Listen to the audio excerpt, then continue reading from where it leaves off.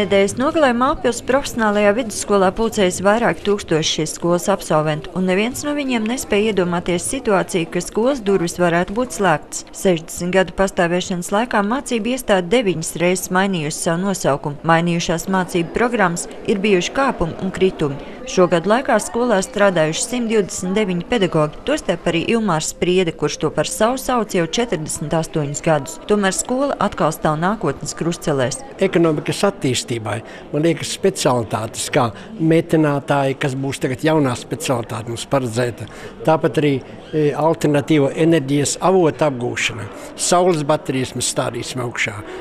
Tātad man liekas, ka daudz tādas atsevišķas nozares, kas stimulētu ekonomiku mūsu. Pēdējos 10 gadus profesionālā vidusskola bijusi Rīgas rajona padomes īpašums. Skolas uzturēšanu un pedagoģu algas finansēja Izglītības un zinātnes ministrija, bet rajona padome ieguldīja līdzekļus tās attīstībā.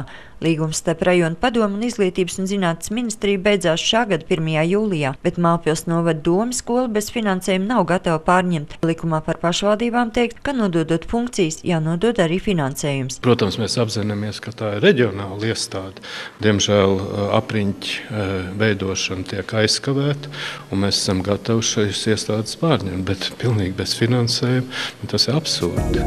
Mālpils pašvaldība šobrīd ir tādā situācijā, ja nepārņem šo Mālpils profesionālo vidusskolu, tad principā tiek zaudēts arī darba vietas, arī ienākumu nodokļu. Izglītības un zinātnes ministrija, kur atzīst, ka skola ir augstā līmenī, šobrīd par izveidojušos situāciju ir neizpratnē. Tas bija ļoti ekskluzīvs gadījums, ka valsts finansē šo pašvaldības skolu.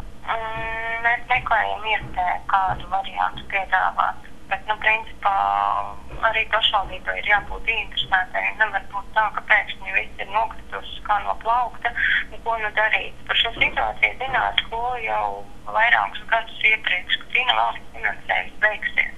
Tikmēr skolā ir uzsākta jauna audzēkņu uzņemšana, un direktori ļoti cer, ka jau pēc 5 gadiem, kad notiks profesionālās skolas nākamais salidojums, par šīm problēmām varēs atcerēties ar smaidu. Mūsu skola elpo, pie mums nāk stāties jauni audzēkņi, un mēs gribam dzīvot. Un kamēr mēs dzīvojam, kā maināmies un kustamies, tikai es ticu, ka mēs pastāvēsim.